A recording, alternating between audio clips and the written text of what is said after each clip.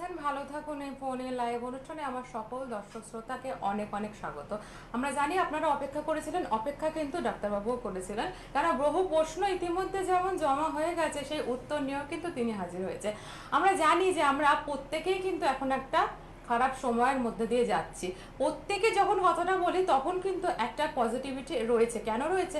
যে কোনো সমস্যা দিয়ে কিন্তু সহজে বেরোনো যায় যখন আমরা একসাথে সেই সমস্যাটা সমাধান করার চেষ্টা করি, ওভারকামটা কিন্তু করা যায়। কিন্তু তাও মানুষের মনে অনেক সংশয়, অনেক ভয়, যার কারণে কিন্তু হয়তো এই বিষয় আমরা কিছুটা হলেও জানতে চাই ডাক্তারবাবুর কাছে, কারণ আমরা জানি যে তিনি কিন্তু সঠিক তথ্য আমাদেরকে দিতে পারবেন। তাই প্রতিনিয়ত আমরা চেষ্টা করছি লড়াই করার, আমরা চেষ্টা করছি এই সময়ের মধ্যে দিয়েও ভালো থাকার। কেন সব কিছুর সাথে সাথে কিন্তু আমাদের জীবনযাত্রাকেও আমাদের চালিয়ে নিয়ে যেতে হচ্ছে। সব কাজকর্মই কিন্তু আমরা করছি একটুখানি অন্য ছন্দে, একটুখানি সামাজিক দূরত্ব মেনটেন করে, একটুখানি অন্য রকম কিছু নিয়ম কানুনের মধ্যেও কিন্তু অভ্যস্ত। হয়তো এইভাবে চলতে চলতে আরো ভালো কিছু দিন আমাদের আসছে বলে কিন্তু এইভাবে আমাদের চলতে হচ্ছে, আর সেটা আমাদের আরো বেশ কিছুদিন চলতে হবে। কিন্তু আরেকটু সাবধান আমরা কিভাবে হব, বা আরো কিছু জানার আছে আমরা কোথায় জানবো, এই তো আমাদের এই অনুষ্ঠানে জানবেন। আপনাদের কিন্তু বেশ কিছু প্রশ্নের উত্তরে কোভিড-19 নিয়ে দিতে দিতে আমাদের আলোচনা ছিল ইমিউনিটি নিয়ে, সেই নিয়ে কথা হচ্ছিল। আমাদের এই প্রশ্নও ছিল যে বাচ্চাদের ক্ষেত্রে কোন বয়স থেকে কোন বয়স অবধি ভয় নেই।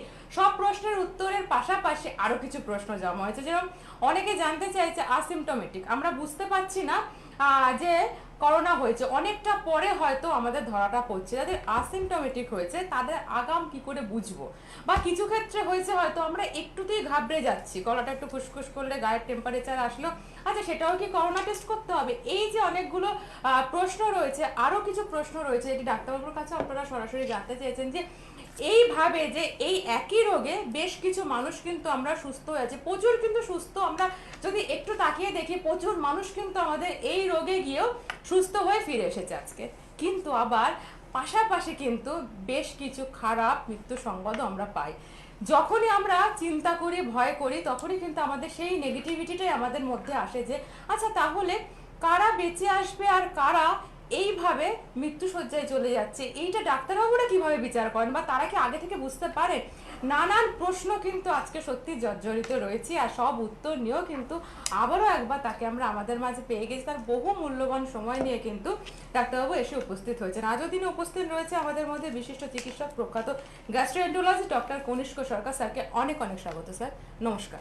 নমস্কার। আমার অতি প্রিয় দর্শক শ্রোতৃমণ্ডলী, সবার জন্য শুভেচ্ছা।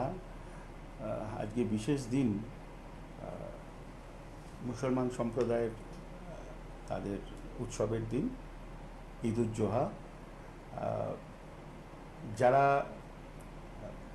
হিংসা ব্যতি রেখে সত্যিকারের, যে কারণে আজ ঈদ উজ জোহা, আপনারা জানেন, অ্যাব্রাহামিক রিলিজিয়নে, মানে ইসলামে, ক্রিশ্চিয়ানিটিতে এবং জুডাইজমে, মানে ইহুদিদের ধর্মে একই উপাখ্যান। আমাদের ভারতীয় ধর্মে অন্যরকমভাবে আছে, যে ঈশ্বরের কাছে নিজের সব থেকে প্রিয়তম বস্তুটিকে নিবেদন করতে গিয়েছিলেন ইসমাইল, ঈশ্বর অনুরাগী, ঈশ্বর অনুসারী।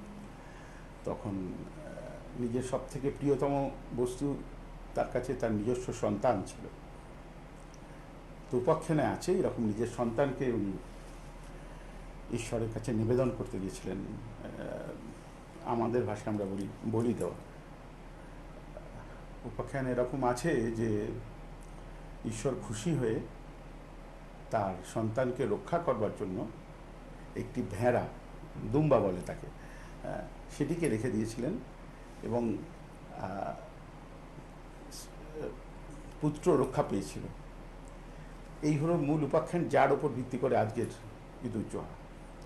তো আমি আমার সমস্ত বন্ধু এবং যারা শুনছেন, যারা ইসলাম ধর্মাবলম্বী আছেন এবং যারা নেই, এটা আরেকবার মনে করিতে চাই, এটা কিন্তু নিজের সবথেকে প্রিয়তম বস্তুকে ঈশ্বরের কাছে নিবেদন করার উৎসব।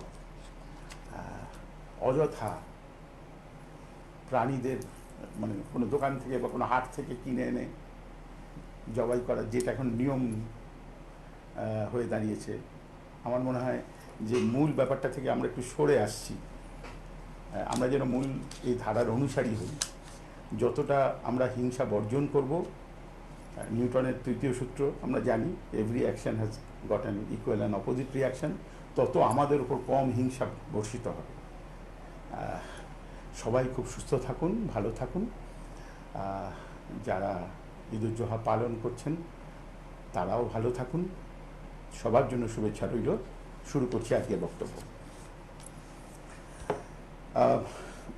সব জায়গাতেই আমি ঘুরে ফিরে পেটের রোগ নিয়ে বলি, লিভার নিয়ে বলি, গলব্লাডার নিয়ে বলি, প্যাঙ্ক্রিয়াস নিয়ে বলি, আলসার নিয়ে বলি, গ্যাস অম্বল নিয়ে বলি, ঘুরে ফিরে কথা কিন্তু ওই কোভিড-19 চলে আসছে।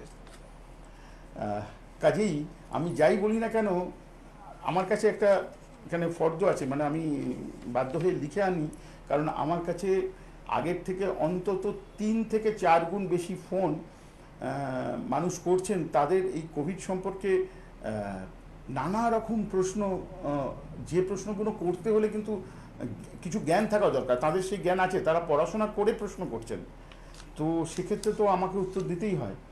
এবং এই যে একটা, যেটাকে অতিমারি মহামারী বলছি, আর আমি মনে করি এটা একটা তৃতীয় বিশ্বযুদ্ধের আবহাওয়া, যেখানে সমস্ত মানব জাতি একদিকে আর এই ভাইরাস শত্রুটি আর একদিকে। আগের বিশ্বযুদ্ধগুলো মানব জাতির একটা অংশের সাথে আর একটা অংশের মধ্যে হয়েছিল।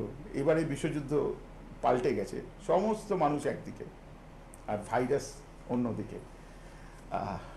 এমন শত্রু যাকে আমরা তো দেখতে পাই না, যে ওজনে খুব হালকা, এবং ইনফ্যাক্ট যে, এটা শুনলে অবাক হবেন, ইচ্ছে করে মানুষ মারে না। মানুষ অদ্ভুতভাবে এই ভাইরাসে আক্রান্ত হয়ে ভাইরাস না মারা সত্ত্বেও মরে যাচ্ছে। কি করে আমি সেসব পরে বলবো। তো আপনাদের প্রশ্নের আমি জবাব দেব। প্রথম প্রশ্ন তো আমাকে করে দিয়েছে, আমি একটু ওই প্রশ্নটার পরিপ্রেক্ষিতটা একটু বর্ণনা করব। দেখুন, চিকিৎসার ব্যাপারটা তো ডাক্তারবাবুরা দেখবেন, এবং তাই নিয়ে আমার বক্তব্য আমি আপনাদের সাথে শেয়ার করব। কিন্তু যেটা আপনাদের হাতে, যারা ডাক্তার নন তাদের হাতে, সেইটা হলো কি করে নিজের ইমিউন সিস্টেমটা এমন জায়গায় নিয়ে যাওয়া যায় যাতে ভাইরাস উপদ্রব শুরু করলেও সফল হবে না। সেইটা কি করে, আমি আগের দিন অনেকটা বলেছি। যেটা নিয়ে আমি কিছু বলিনি এবং বলার সময় পাইনি, অনেকে জিজ্ঞাসা করেছেন যে ডাক্তারবাবু, খাওয়া দাওয়ার মধ্যে, ওষুধের মধ্যে রেগুলারলি কিছু করে কি আমি ভাইরাসের এগেনস্টে নিজের প্রতিরোধ ক্ষমতা বাড়াতে পারি? এই নিয়ে অনেকে প্রশ্ন করেছেন এবং অনেকে সাজেশন দিয়েছেন অনেক রকম। মানে সেসব আমি খুব ছোট করে একটু বলবো। তার মধ্যে যেগুলো কার্যকরী বলে আমি জানি, এখানে তো নিশ্চয়ই আপনারা সবাই জানেন যে ভাইরাস সম্পর্কে আমাদের জ্ঞান গত 4 মাস আগে যা ছিল, 4 মাস খুব কম সময়, 4-5 মাস আগে যা ছিল এখন তার থেকে অনেক বেশি। আমার ব্যক্তিগতভাবে আমি বলছি, এই কোভিড-19 নোভেল করোনা ভাইরাস সম্পর্কে 5 মাস আগে যা অ্যাপ্রোচ ছিল সারা পৃথিবীর এবং মানুষের যা গবেষণালব্ধ জ্ঞান ছিল, এখন তার থেকে আমরা অনেক এগিয়ে আছি, আমিও এগিয়ে আছি। এবং এই এগিয়ে থাকার মধ্যে যে ডিকটামটা আমি বলি, আমি ভাবি মনে মনে যে আমরা ভাইরাসের থেকে এক স্টেপ আগে যেন থাকতে পারি। ভাইরাস যে জায়গায় আছে তার আগে থাকবো আমরা। আমি একটা প্রশ্নের উত্তর নেব। হ্যাঁ, আমি ডক্টর সরকার লাইনে আছি, বলুন। নমস্কার, আমি দেবাশিস চক্রবর্তী বেহালা থেকে বলছি। হ্যাঁ, দেবাশিস বাবু, বেহালা থেকে বলুন। হ্যাঁ, সেটা হচ্ছে যে আমাদের পাড়াতে এখন বেশ ভালো রকমের ছড়িয়েছে, 5-6 জনের হয়েছে ও, বিভিন্ন বাড়িতে। হ্যাঁ হ্যাঁ, কোভিড-19। আচ্ছা। এখন ব্যাপারটা হলো, আমার জানার ইচ্ছা যে এর প্রোটোকলটা কি। ধরুন আমাদের বাড়িতে কাজ হলো, কিন্তু হতেই পারে, হওয়া তো কোনো আশ্চর্য ব্যাপার না, হতেই পারে। তাহলে কি করা উচিত? কারণ হসপিটালে বেড টেড তো জেনারেলি পাওয়া যাচ্ছে না। মানে ধরুন কারো বাড়িতে কারো হলো, কি করে বা বুঝবো, কি বা করবো? বাহ, দেবাশিস বাবু, আপনি কি লাইনে থাকবেন না আমি উত্তরটা দেবো? আমি থাকবো। আপনি লাইনে থাকুন। দেবাশিস বাবু প্রশ্ন করে একদম উপক্রমণিকা শুরু করার ব্যাপারটা করে দিলেন। উনি একদম সরাসরি জানতে চেয়েছেন, এখন তো এরকম নয় যে ভাইরাসটা পুরুলিয়ায় হয়েছিল। আমি একটা উদাহরণ, মানে অনেক দূরে হয়েছিল তা না, এখন ঘরের কাছে, সবারই ঘরের কাছাকাছি কোনো না কারোর হয়েছে, অর্থাৎ ভাইরাসটা আরও বাড়ির কাছে এগিয়ে আসছে। তো এইরকম একটা অবস্থায় ওনার প্রশ্নটা হলো যে এরমভাবে ভেবে লাভ নেই যে আমার বাড়িতে আর হবে না, হতেই পারে। তা যদি হয় তাহলে উনি একটা কথা ব্যবহার করেছেন, প্রোটোকলটা কি। আমি প্রোটোকল কথাটা মানেটা অন্য, আমি ওটা সরিয়ে রাখলাম। উনি আসলে জানতে চেয়েছেন যদি এই ধরনের ঘটনা ঘটে তাহলে আমরা কি করব। উনি আর একটা কথা বলেছেন, খুব ইম্পর্টেন্ট কথা। উনি বলছেন হাসপাতালে তো বেড নেই। মানে মানুষের মাথায় চিন্তা হয়ে গেছে যে করোনা ভাইরাস হলে হাসপাতালে বেড খুঁজতে হবে। আপনাকে খালি আই এম সরি, জাস্ট আপনাদের খালি আমি একটা কথা মনে করিয়ে দেবো, শুধু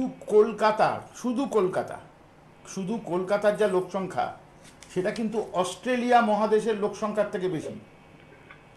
মাথায় রাখবেন, সারা পৃথিবীর দ্বিতীয় বৃহত্তম জনসংখ্যার দেশ ভারতবর্ষ, সেই তার যদি 5% লোকও 5% লোকও হাসপাতালে বেড খোঁজে, বা আমি পশ্চিমবঙ্গের কথা বলছি, পশ্চিমবঙ্গের জনসংখ্যার ঘনত্ব সারা পৃথিবীর মধ্যে সবথেকে বেশি যেসব জায়গায় ঘনত্ব তার মধ্যে একটি। তা এখানেও যদি 5% মানুষ হাসপাতালের বেড খুঁজতে যায়, মানে মহা বিপদ, কেলেঙ্কারি হয়ে যাবে। অত বেড দেওয়া সম্ভব না, কিছুতেই হবে না, এবং হচ্ছে না। মানুষ ভুলভাবে সমস্ত, আমার একটা স্বভাব আছে, আমি কাউকে দোষ দিতে চাই না, কারণ আমার মনে হয় যে আগে নিজেকে জিজ্ঞেস করো যে আমি নিজে কি করেছি। সত্যিই তো, আমি একজনকে দোষ দেবো যে এই কারণের জন্য হচ্ছে, ওইসব বলে লাভ নেই। যেটুকুনি উনি প্রশ্ন করেছেন আমি উত্তরটা দিয়ে দিচ্ছি। সেটা হচ্ছে, আমার কোভিড হয়েছে এই চিন্তাটা আসবে দুটো জিনিস থেকে। একটা হচ্ছে, প্রথম সব থেকে ইম্পর্টেন্ট, সেটা হচ্ছে জ্বর হচ্ছে কিনা, অর্থাৎ বাড়িতে যেন একটা থার্মোমিটার কেনা থাকে। 100 টাকার মধ্যে দাম, পুরনো মার্কারি থার্মোমিটার, যেটাকে ব্র্যান্ড নেমই বলছি কারণ ওটা এখন জেনারিক হয়ে গেছে, হিক্স বলে পুরনো দিনে বিক্রি হতো, আমি জানি না এখনও আছে বোধহয়। তো সেই মার্কারি থার্মোমিটার বাড়িতে যেন সবার একটা থাকে, বেশি কিছু জিনিসের দরকার নেই। এইটা প্রথম। অর্থাৎ থার্মোমিটার দিয়ে টেম্পারেচার জিভের তলায় 2 মিনিট ধরে রাখা, দেখা, এটা খুব ইম্পর্টেন্ট। অর্থাৎ কারুর কোভিড ভাইরাস হয়েছে, তার যদি জ্বর না আসে, অর্থাৎ সে যদি, এটাকে বলি আমরা আসিমটোমেটিক পেশেন্ট, যদি আসিমটোমেটিক থাকে, জ্বর না থাকে, তাহলে তাকে নিয়ে বেশি বড় কিচ্ছু করার দরকার নেই যতক্ষণ না জ্বর আসছে। আমি জ্বরের উপর কেন গুরুত্ব দিচ্ছি, কারণ কোভিড ভাইরাসের নানা রকম সিমটম হতে পারে। আমি আগের দিন আলোচনা করেছি, পেটের সিমটম হতে পারে, বুকের সিমটম হতে পারে, গা হাত পা ব্যথা, এদিক ওদিক না কিছু, অনেক কিছু হতে পারে, কিন্তু জ্বর থাকবেই, কম বা বেশি জ্বর থাকবেই। এবার যবে থেকে জ্বরটা আপনি আসছে, তাহলে জ্বরের ডেফিনেশনটা কি? জ্বরের ডেফিনেশন হলো জিভের তলায় 2 মিনিট থার্মোমিটার রেখে 98.3 ডিগ্রি ফ্যারেনহাইটের ওপরে টেম্পারেচার যাওয়া। এই ব্যাপারে কিন্তু কোনো দ্বিমত রাখলে ভাষা যেন জ্ঞান না থাকে, পরিষ্কার একদম।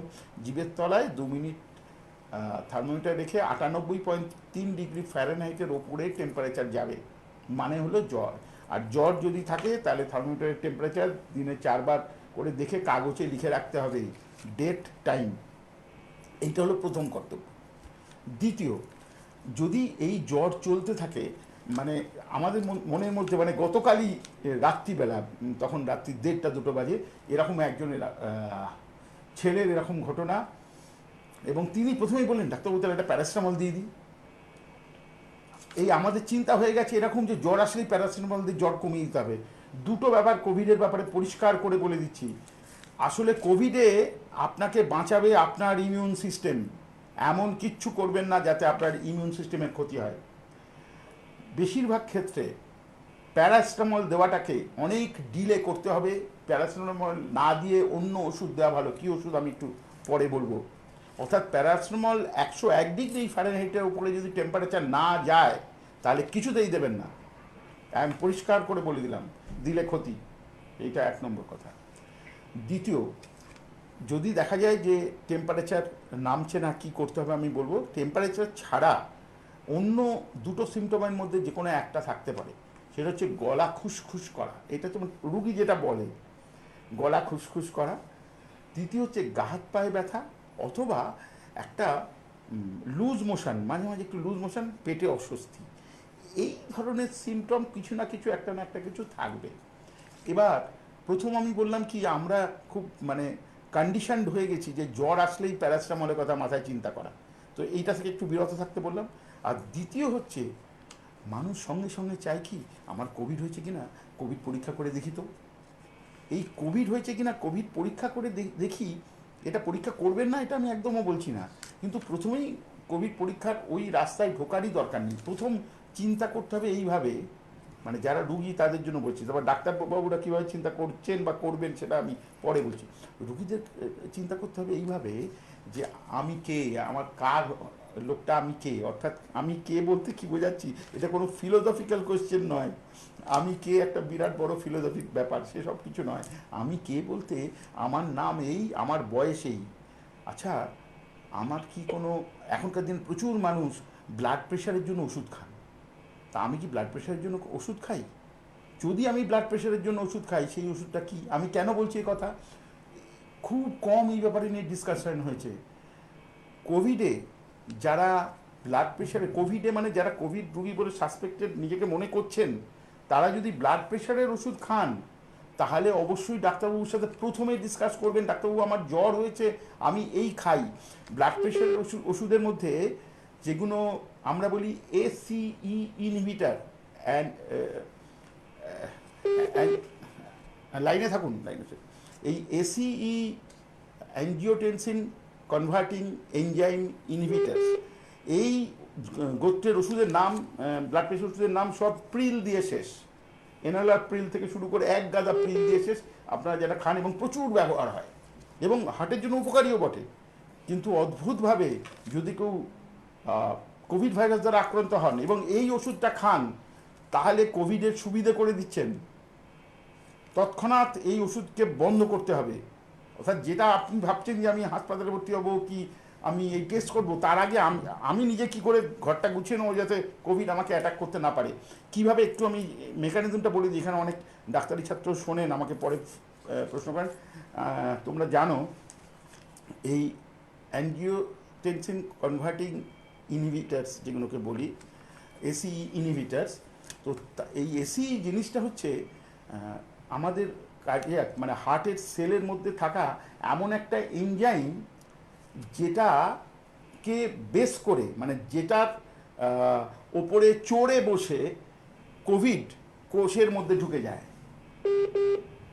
বুঝতে পারছেন? অর্থাৎ আমরা এমন কিছু করব না যেটা ওই এসি যে জায়গাটাকে সেটাকে যদি ইনহিবিট করে, তাহলে কোভিডের ভাইরাস ঢোকার একটু আমরা সুবিধে করে দিচ্ছি।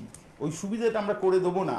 এবং সুবিধে করে দিচ্ছি মানে কি, কেউ কোভিড যদি হার্টের মাসেলের যে সেলগুলো আছে তার মধ্যে ঢোকে, তাহলে হার্টের মাসেলে ইনফ্লামেশন তৈরি করবে। অর্থাৎ আজকে জ্বর আসলো ধরুন 99-100, আর আপনার ওই হার্টের অসুবিধার জন্য আপনি পিআরআইএল প্রিল দিয়ে সে সহ ওষুধগুলো খেয়ে চলেছেন, আপনাকে কেউ সাবধান করেনি, আপনি জানেন না, তাহলে কি হবে, ওই কোভিড ভাইরাসটা আপনার 102 জ্বর তৈরি করবার আগে কিন্তু আপনার হার্টের মাসেলে ইনফ্লামেশন তৈরি করছে। এবং তখনই হার্টের মাসেল যেই ঠিকমতো পাম্প করতে পারবে না, আপনার এক্সট্রিম উইকনেস মনে হবে, হাঁ করে মানে মনে হবে যেন আরে এরকম তো ছিল না অসুবিধে। এবং যারা এই ব্যাপারটা খেয়াল করেননি, জানেন না, তারা মনে করবেন আমার এত কম 99 জ্বর 100 জ্বর, তাতে আমি এরকম অবস্থা হয়ে গেল কেন, এরকমভাবে চিন্তা করবেন। অর্থাৎ নিজের ঘর গোছাবার রাস্তা প্রথম হচ্ছে টেম্পারেচার দেখা, দ্বিতীয়ত হচ্ছে যদি হার্টের জন্য এই অ্যাঞ্জিওটেনসিন কনভার্টিং এনজাইম ইনহিবিটার্স জাতীয় ওষুধপত্র খান, তাহলে ডাক্তারবাবুর সাথে কথা বলে ওই ওষুধের বদলে এমন কিছু ওষুধ ডাক্তারবাবু দেবেন। এই ব্যাপারে আমি কার্ডিওলজির আরও বেশি কথা বললে একদম নিরস হয়ে যাবে আলোচনা, অত বেশি এতে যাবো না। তার প্রথম হচ্ছে ওই ওষুধ বন্ধ করতে হবে, 1 নম্বর। দ্বিতীয় যে কথাটা আমি এর আগে বললাম যে প্যারাসিটামল জাতীয় 101 ডিগ্রির ওপরে যদি টেম্পারেচার না যায়, প্যারাসিটামল খাবো না। এগুলো কী কী না করবো আমি বলে গেলাম। তৃতীয়, কোভিড ভাইরাসের ক্ষেত্রে আমি একটু আগে বলে শুরু করেছি, অনেক কাছে অবাক লেগেছে আমার কথা, যে ভাইরাস মানুষ মারতে চায় না, এবং সত্যি সত্যি ভাইরাস মানুষ মারতে চায় না। কারণ কি, ভাইরাসের জন্য তো আমরা খুব মানে উপকারী, মানে ভাইরাস আমাদের দেহে থেকে আমাদের দেহের সমস্ত এনার্জি ব্যবহার করে নিজেকে বংশবৃদ্ধি করে, ও কেন মারতে চাইবে আমাদের? ঘটনাটা ঘটে, ভাইরাস যখন আমাদের দেহে ঢোকে, ভাইরাস বলতে আমি কিন্তু কোভিড-19 ভাইরাসের কথা বলছি, অন্য ভাইরাস ছেড়ে দিচ্ছি, অন্য ভাইরাসের কথা বলছি না, এটা যখন দেহে ঢোকে তখন আমাদের দেহ যেহেতু একটা ফরেন বডি দেহতে ঢুকছে, আমাদের দেহ তো রিয়াক্ট করে, ভাইরাসটাকে মারতে চায়, আটকাতে চায়, বিভিন্নভাবে সেটাকে শেষ করতে চায়। এবার বাংলা একটা কথা আছে, মশা মারতে কামান দাগা। অনেক সময় অনেকের বডি ওই ভাইরাস মারতে কামান দেখে ফেলে। এই কামান দাগার যে রিয়াকশনটা, সেটাকে আমরা সাইটোকিন স্টর্ম বলি। আগের দিন উল্লেখ করেছিলাম, মানে মশা মারতে কামান দাগা বলতে কীরকম ব্যাপার, ভাইরাস মারতে আমাদের দেহ এমনভাবে রিয়াক্ট করতে শুরু করলো, অতিশয় বেশিভাবে রিয়াক্ট করতে শুরু করলো, যে রক্তস্রোতের মধ্যে রক্তর জমাট বাঁধার একটা প্রক্রিয়া শুরু হলো। ছোট ছোট ক্ষুদ্র ক্ষুদ্র জমাট বাঁধা রক্ত, ক্লট পার্টিকলস, এই জমাট বাঁধা রক্ত বিভিন্ন সরু রক্তনালীতে আটকে গিয়ে, যেটাকে স্ট্রোক বলি আমরা, হার্টে গেলে হার্টের ক্ষতি, কিডনিতে গেলে কিডনির ক্ষতি, লিভারে গেলে লিভারের ক্ষতি, এক কথায় মাল্টি অর্গ্যান বা মাল্টি সিস্টেম ফেলিওরের দিকে বডিকে নিয়ে যাচ্ছে। এই সাইটোকিন স্টর্মের ফলে হওয়া কোয়াগুলিবিলিটি, মানে রক্তের জমাট বাঁধার টেন্ডেন্সি বেড়ে যাওয়া, এই পুরো ব্যাপারটা আমি খুব একটা বেশি টেকনিক্যালি কমপ্লেক্স ব্যাপারটাকে একটু সোজা করে বোঝাবার চেষ্টা করছি। তাহলে এইটা থেকে কি মাথায় আসে, যে আমি তাহলে কি রক্ত পাতলা করার কোনো ওষুধ ব্যবহার করব? উত্তর হলো হ্যাঁ। এক্ষেত্রে আপনার ডাক্তারবাবুর সাথে পরামর্শ করে সেই 100 বছরের পুরনো ওষুধ এখনও কার্যকরী, অ্যাসপিরিন, অর্জুন গাছের ছাল, অ্যাসপিরিন কম ডোজে, এখনকার আমি ব্র্যান্ড নেম বলছি না, ডাক্তারবাবু দেবেন, সঙ্গে সঙ্গে শুরু করা। এই সবগুলো হচ্ছে প্রিভেন্টিভ অ্যাসপেক্ট, যেটা প্রাণ বাঁচায়। সেইভাবে চিন্তা না করে ওই কোভিড টেস্ট করতে গিয়ে 7 দিন দেরি, কখন হাসপাতালে ভর্তি হব, এইভাবে চিন্তা করলে চলবে না। নিজেকে বাঁচাবার জন্য এই ব্যাপারে একটু জানতে হবে, এই ব্যাপারগুলো। তা আমি পরপর বললাম, একটা প্যারাসিটামলের কথা বললাম, একটা ব্লাড প্রেশারের ওষুধের কথা বললাম, একটা রক্তের জমাট বাঁধা, যাতে রক্তটা জমাট বাঁধতে না পারে সেই জন্য ঘরে কী ওষুধ খেতে পারি, অ্যাসপিরিনের কথা বললাম। ব্র্যান্ড আপনি আপনার ডাক্তারবাবুর সাথে ফোন করে বা পরে আমার হেল্পলাইনে ফোন করে জেনে নেবেন। আমি একটু ডিস্টার্ব করবো আপনাকে? প্লিজ ডিস্টার্ব না, বলুন, আপনি লাইনে আছেন, আমি ভুলে গেছি, বলুন। দুটো জিনিস আপনি যেটা বললেন, ঠিক আছে, এসি নিউটা অনেকেই খান, পাশাপাশি এআরপি মানে অ্যাঞ্জিওটেনসিন রিসেপ্টর ব্লকার, হ্যাঁ একই এইটার জন্য আমি খাই। হ্যাঁ ক্ষেত্রে একই, মানে একদম এআরপি দুটোই একদম সেম। বাহ বন্ধ করা। বাহ, ঠিক আমি এসি ইউনিটের নাম বেশি হয়, মানে তেল মাসাটান বা ওই ধরনের। হ্যাঁ বন্ধ করতে হবে যদি জ্বর আসে।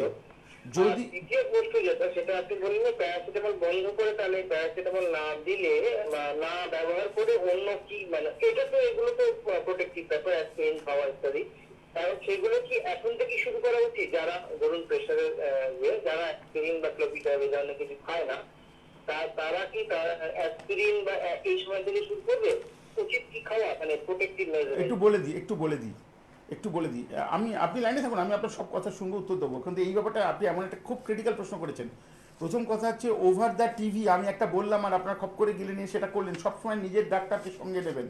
আমি যেটা বলছি সেটা পরিষ্কার, সেটা হচ্ছে কোভিডের ক্ষেত্রে আক্রান্ত হয়েছি এই সন্দেহ আসবে যদি মিনিমাম 98.3 ডিগ্রি ফারেনহাইটের ওপরে টেম্পারেচার যায়।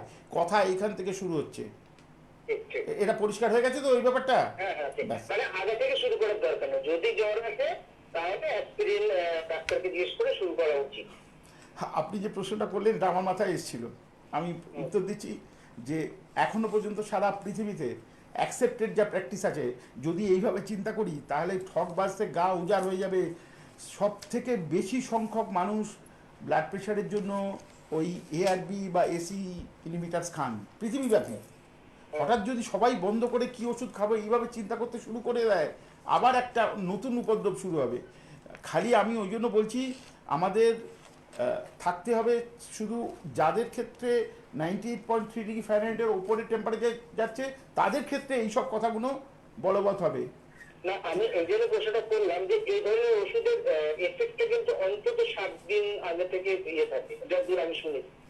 তাহলে যদি এটা আগে ধরুন জ্বর এলো বা কোভিড সন্দেহ হলো, বন্ধ করলাম করে অন্য গ্রুপ চেঞ্জ করলাম, তাহলে কি তার ক্ষেত্রে এটা ততটা সুফল হবে?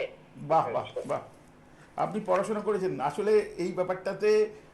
যবে জ্বর হয়েছে তবে থেকে যদি আপনি সিদ্ধান্ত নেন তাহলে আসলে কোভিডে আপনার ক্ষতি করা শুরু করতে 7 দিনের বেশি সময় নেয় মশাই। অর্থাৎ আপনি যদি জ্বর আসা মাত্র, যেহেতু থার্মোমিটার বাড়িতে আছে, আপনি প্রত্যেকদিন জ্বর দেখতে বলছি, জ্বর আসা মাত্র বা তার 24 ঘন্টার মধ্যে এই ব্যাপারে সিদ্ধান্ত নেন, তাহলে পরের 7 দিনেও আপনার অসুবিধা হবে না।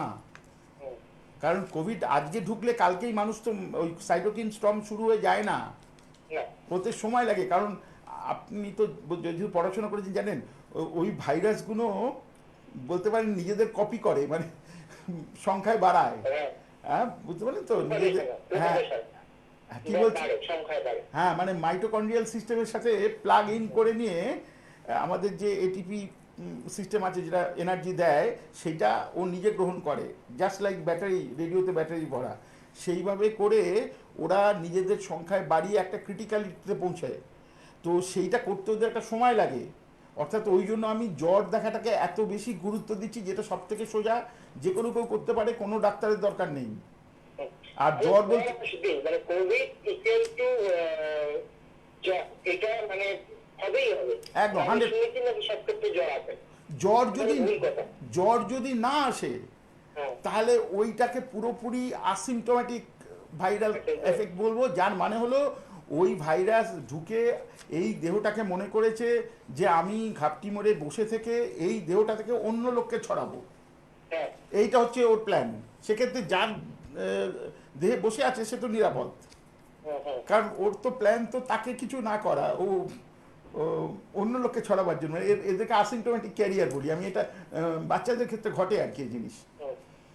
ঠিক আছে, তাহলে এই প্রশ্নের উত্তর পেয়েছেন আপনি, ব্যাপারটা ক্লিয়ার হয়ে গেছে ওই 7 এটা তো দিনের। মোটামুটি ক্লিয়ার হয়ে গেছে আর আপনি এর আগে দিন বলেছিলেন যে আপনার ইয়েতে সিআরপি টেস্ট করা উচিত সিআরপি যদি ওই next আমি ওটা ঠিক আছে 10 থেকে 40 যদি হয় তাহলে সেটা কোভিডের দিকে যাওয়ার সম্ভাবনা আমি বলি নেক্সট এটা বলতে যাচ্ছিলাম আমি, সেটা হচ্ছে তাহলে এইবার তো আপনি আর একা নন, আপনি ডাক্তারকে সঙ্গে নিয়ে নিয়েছেন, মানে আপনার ডাক্তারবাবুকে ফোন করে হোক, ভিডিও কলে হোক, যে হোক আপনি যোগাযোগ করে নিয়েছেন।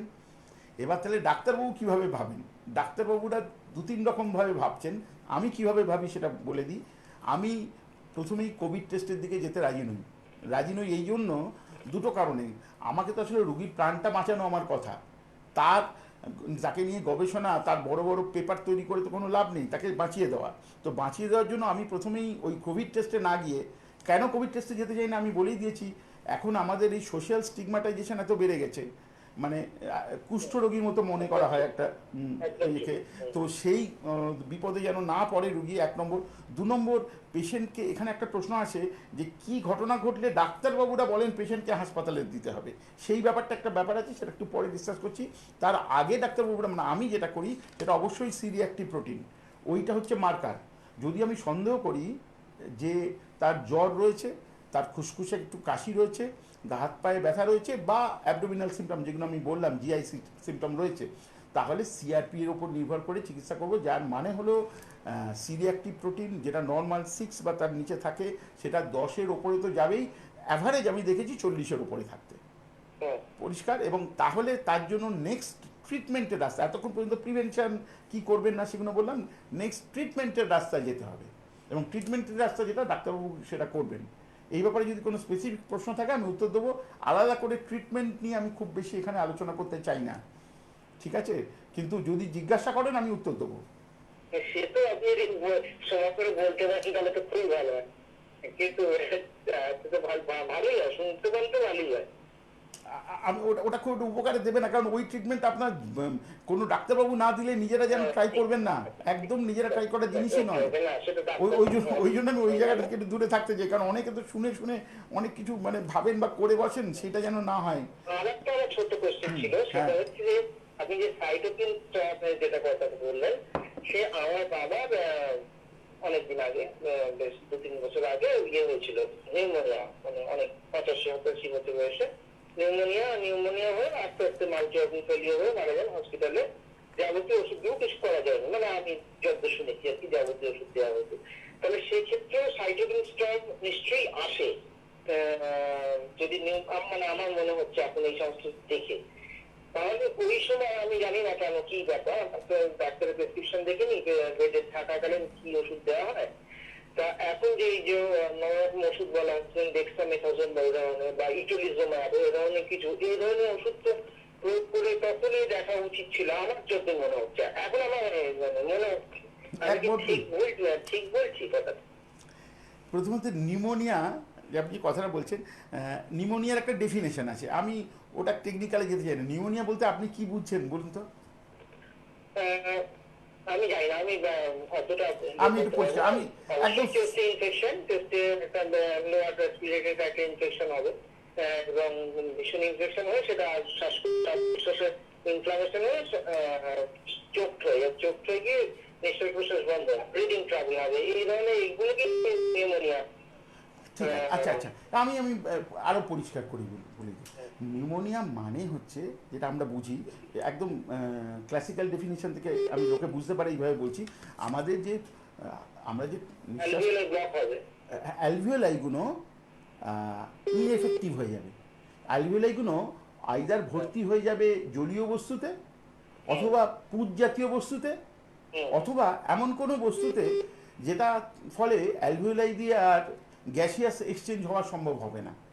এটা হচ্ছে মূল ব্যাপারটা। এবার ওই বয়সে নিউমোনিয়ার সব থেকে কমন কারণ হলো বিছানায় চিত হয়ে শুয়ে থাকা। মূল কারণ ৮০ বছর বয়সে একটি মানুষের নিউমোনিয়া হওয়ার মূল কারণ হচ্ছে বেশ কিছুদিন ধরে বিছানায় চিত হয়ে শুয়ে থাকা। মানে আমরা ছোটোবেলা থেকে, আমার নিজের ক্যারিয়ারের শুরু থেকে তো প্রচুর রুগী দেখেছি, এবং যখন জুনিয়র ডাক্তার ছিলাম তখন মানে খুব খাটতে হয়েছিল। মেডিকেল কলেজে বা SSKM হসপিটালে, এখনও জানি না পুরনো লোকেরা মনে রাখবেন কি না, তো সেই সময় এগুলো আমাদের ভেতরে তৈরি হয়ে গেছিলো। কোনো বয়স্ক রুগীকে যেই চিত হয়ে শুয়ে থাকতে দেখতাম, অমনি সিস্টারকে গিয়ে কানে কানে বলতাম ওকে এক্ষুনি চেঞ্জ করুন। এমন কোনো, তখনকার দিনে আমাদের কিন্তু ওইসব বেড ছিল না। এখনকার দিনে কী হয়, আমরা হাতে একটা রিমোট দিয়ে বেডটাকে এদিক ওদিক করতে পারি, তখন সেই সব কনসেপ্টই ছিল না। পুরো হাতে এরম করে ঘুরিয়ে ঘুরিয়ে বেডের পজিশন চেঞ্জ করতে হতো। আমরা সেই জন্য নিজেদের সব রাস্তা বের করেছিলাম যাতে এর নিউমোনিয়া না হতে পারে। কোনো বয়স্ক ব্যক্তি বিছানায় শুয়ে থাকা মানে আমাদের মাথায় প্রথম চিন্তা হচ্ছে এইবারে নিউমোনিয়া যাতে না হয়। এবং অনেকেই মনে করেন নিউমোনিয়ার চিকিৎসা হলো অ্যান্টিবায়োটিক। ঠিক, নিউমোনিয়া অ্যান্টিবায়োটিক দিতে হবে, কিন্তু শুয়ে থাকা পেশেন্টকে আপনি অ্যান্টিবায়োটিক দিয়ে নিউমোনিয়ায় প্রাণ বাঁচাতে পারবেন না, যদি না তার পজিশন চেঞ্জ করেন। এর সোজা বাংলায় আমরা একটা কথা ব্যবহার করি, সেটা বলে দিই, পেশেন্টকে উঠিয়ে বসিয়ে পিঠে চাপড় মেরিয়ে কেশে কফ বের করাতে, এইটা যদি করতে না পারি নিউমোনিয়া পেশেন্ট বাঁচে না ওই বয়সে। এটা পরিষ্কার, ঠিক আছে? কিন্তু আমি অন্যদিকে চলে যাচ্ছি, আপনি জিজ্ঞেস করলেন এই জন্য পরিষ্কার করে বলে দিলাম। ঠিক আছে, আমি তাহলে লাইন বিচ্ছিন্ন করব। ধন্যবাদ। দেবাশিস বাবু এই ব্যাপারে একটু পড়াশোনা করেছেন এবং একদম খুব স্পেসিফিক যে জিনিসটা আমরা যেভাবে ভাবি সেই চিন্তা করেছেন। যদিও ওই নিউমোনিয়ার ব্যাপারে একটা অন্য কথা আসলো, কিন্তু নিউমোনিয়ার প্রসঙ্গ যখন আসলো আমি এটা বলে রাখি, যে কথাটা এই অনুষ্ঠানে একটু শেষের দিকে বলার ইচ্ছে ছিল, একটু যে প্রসঙ্গ আসলো একটু আগে বলে দিই। সেটা হচ্ছে এই কোভিডের ক্ষেত্রে আমরা যে বারবার কোমরবিডিটি কথাটা বলছি, তাহলে কোমরবিডিটিকে আমরা কি 1, 2, 3, 4 করে সাজাতে পারি? মানে সব থেকে বেশি ভয়ঙ্কর কোনটা, মানে কোন রোগটা আগে থেকে থাকলে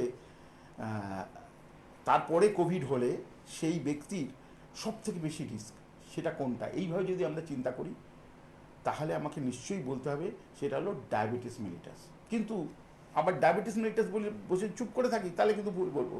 বলতে হবে ডায়াবেটিস মেলিটাস যেটা কিনা আনকন্ট্রোল, যেখানে HbA1c অন্তত 8-এর ওপরে রয়েছে, এই পুরো কথাটা। এইটা যদি অর্থাৎ একজনের ডায়াবেটিস মেলিটাস আছে, তিনি ওষুধপত্র খাচ্ছেন এবং চিকিৎসার মধ্যে আছেন, এবং HbA1c 6.5, 7, 7.5, এটাতে তার হয়তো রিস্ক আছে কিন্তু খুব কম রিস্ক আছে। কিন্তু 8-এর ওপরে যদি থাকে তাহলে রিস্কের শুরু হয়ে গেল, এবং যত বেশি থাকবে রিস্ক তত বেশি। অর্থাৎ কোভিডে কোমরবিডিটির ক্ষেত্রে ডায়াবেটিস হলো 1 নম্বর। এটা আমার অ্যাসেসমেন্ট। ইন্টারন্যাশনালি এরকম বেশ কিছু পেপার তৈরি হচ্ছে, কিন্তু তাতে যা আসবে পরে আমি শেয়ার করব। এটা আমার অ্যাসেসমেন্ট, আমি বলছি। তার প্রথম হলো ডায়াবেটিস মেলিটাস, সেকেন্ড হচ্ছে ক্রনিক লিভার ডিজিজ, অ্যান্ড যাদের আমি একটুখানি আগে বললাম আনকন্ট্রোলড হাইপার টেনশন আছে, মানে বা হাইপার টেনশনের জন্য যারা এসি ইনহিবিটর বা ওই জাতীয় ওষুধ খাচ্ছেন তারা, এইটা অনেকে জানেন না, এই জন্য পরিষ্কার করে দিলাম। এবং আজকে বলেও দিলাম যে ওই ধরনের ওষুধের ক্ষেত্রে কিভাবে ডাক্তারবাবুর সাথে পরামর্শ করে ওষুধটা বদলাবেন যদি জ্বর আসে তাহলে। চতুর্থত, যাদের ক্ষেত্রে কিডনির ডিজিজ আছে, আমরা এখনকার দিনে ক্রনিক কিডনি ডিজিজ সিকেডি কথাটা ব্যবহার করি, এর মধ্যে অনেক কিছু পড়ে। দু ধরনের ভাবে চিন্তা করা হয়। একটা হচ্ছে CKD who is a candidate for dialysis, অর্থাৎ ক্রনিক কিডনি ডিজিজ আছে এবং ডায়ালিসিস করতে হচ্ছে বা হতে চলেছে, এইটা একটা। আর একটা হচ্ছে ক্রনিক কিডনি ডিজিজ যার ডায়ালিসিস করার এক্ষুনি প্রয়োজন নেই। তার মধ্যে দ্বিতীয় যে কথা, অর্থাৎ যাদের ডায়ালিসিস করতে হবে বা ডায়ালিসিসের কথা বলা হচ্ছে বা ডায়ালিসিস একবার হয়েছে, তারা রিস্ক গ্রুপের মধ্যে আছেন। অর্থাৎ তাহলে আমি এতক্ষণ ধরে যে বক্তব্য রাখলাম সেটাকে আমি একদম খুব পরিষ্কার করে দুভাগে যদি ভাগ করি, এক ভাগ হলো তারা যাদের কোনো কোমরবিডিটি নেই, অর্থাৎ যাদের ডায়াবেটিস মেলিটাস নেই, যাদের chronic liver disease, chronic kidney disease, হার্টের অসুখ বা হাইপার টেনশন এই ধরনের রোগ নেই যাদের, তারা একটা গ্রুপে পড়লেন। অর্থাৎ তাদের কোমরবিডিটি নেই, তাদেরকে চিকিৎসা করা, তাদের প্রতি অ্যাপ্রোচ একদম আলাদা হবে। আর যাদের এই কোমরবিডিটি আছে তাদের প্রতি অ্যাপ্রোচ আলাদা হবে। এই কথা কিছুই বোঝা গেল না, সবাই মনে মনে ভাবছেন ডাক্তারবাবু আলাদা হবে বলতে কী মিন করছেন। আমি বলে দিই সোজা কথা, আলাদা হবে বলতে কী মিন করছি। অর্থাৎ আমি বলেছি বাড়িতে একটা থার্মোমিটার থাকতে হবে, এবার যাদের কোমরবিডিটি আছে তাদের বাড়িতে আর একটা জিনিসও থাকতে হবে, কিনে রাখতে হবে। এখন দাম অনেক কমে গেছে, এখন নাম জেনে গেছেন সবাই, পালস অক্সিমিটার।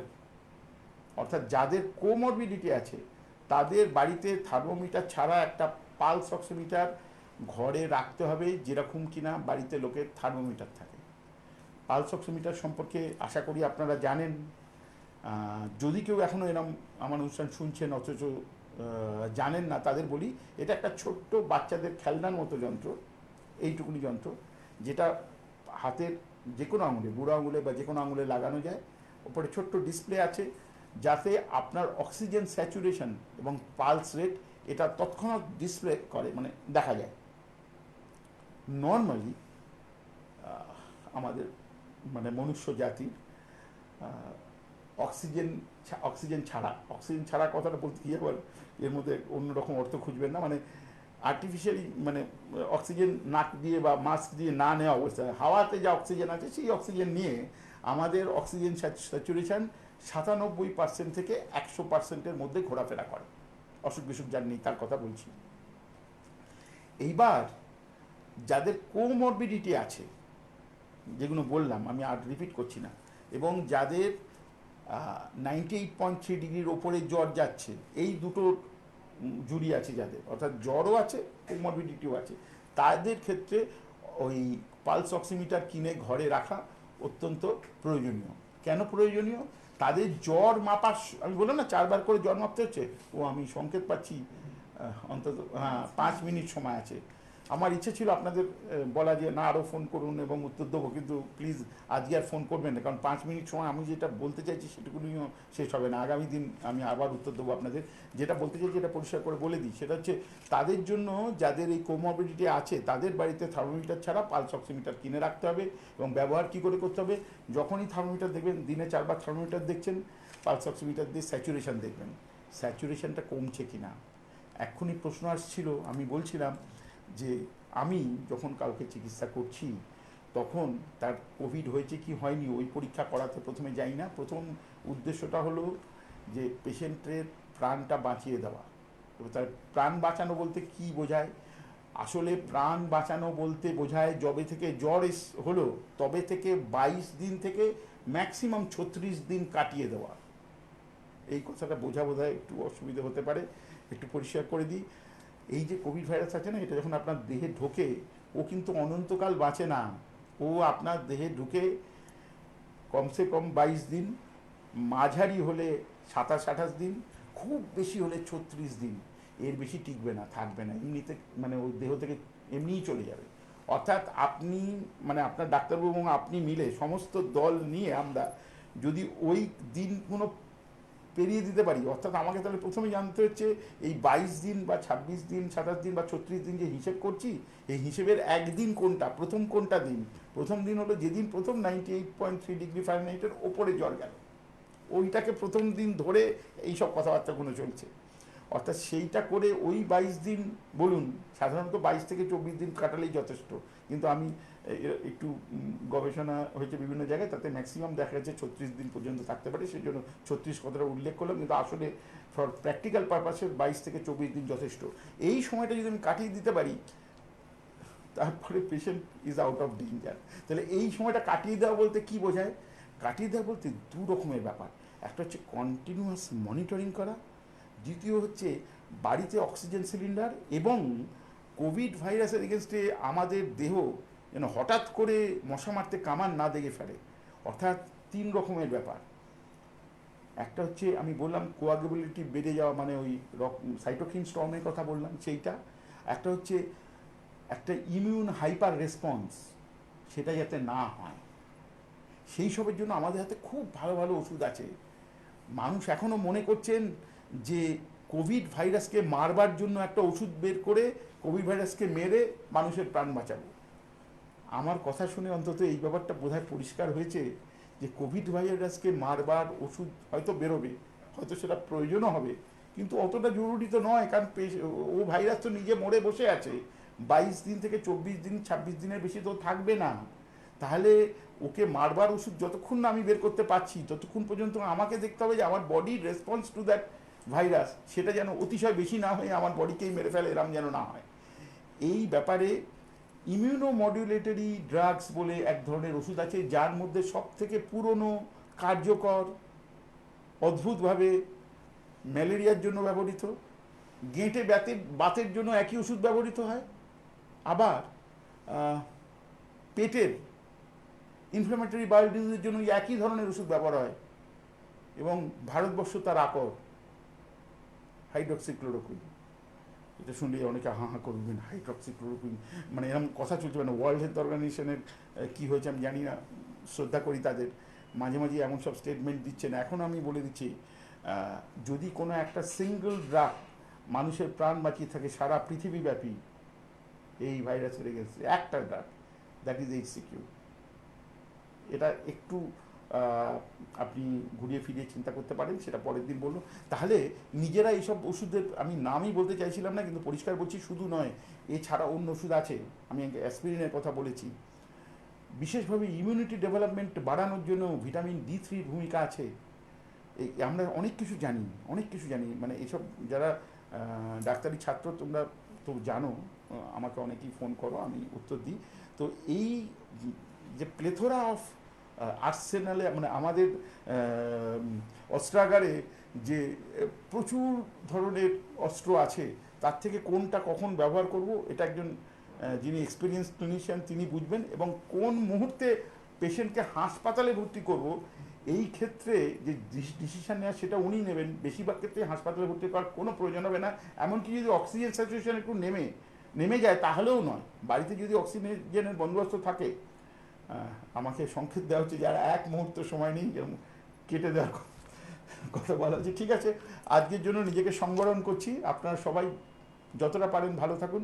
আমরা সবাই মিলে একজোট, এক দল, মনুষ্য জাতি, এক জাতি, এই একটা সুযোগ এসে গেছে, কিন্তু নিজেদের মধ্যে ঝগড়া করার কোনো সুযোগ আর নেই। সকলে আমরা একই সমস্যা, কি ব্যাপার একদম। এই সমস্যা যখন রয়ে যায় সমাধানও বেরিয়ে যাবে। কিন্তু ডাক্তারবাবু যে কথাটি বলছিলেন যে কোভিড দিয়ে আমাদের শুরু হচ্ছে, কোভিড দিয়ে শেষ হচ্ছে, এখন আমরা এই নিয়েই কিন্তু রয়েছে। আরো প্রশ্নের উত্তর আমরা পরবর্তী অনুষ্ঠানে পেয়ে যাবো, কিন্তু তার মাঝেও যদি কেউ জানতে চাইছেন, হেল্পলাইন নাম্বার রয়েছে ডাক্তারবাবুর, আর কিন্তু ইউটিউব সার্চ করলে কিন্তু ডাক্তারবাবুর প্রতিটা অনুষ্ঠান দেখতে পাবেন। আজকের মতো বিদায় নিতে হচ্ছে আমাদের, পরবর্তী দিন আবার আসার জন্য ডাক্তারবাবুকে আবারও পেয়ে যাবে এই আশা রেখে আজকের মতো সকলকে বিদায় জানাচ্ছি। ভালো থাকবেন, সুস্থ থাকবেন, নমস্কার।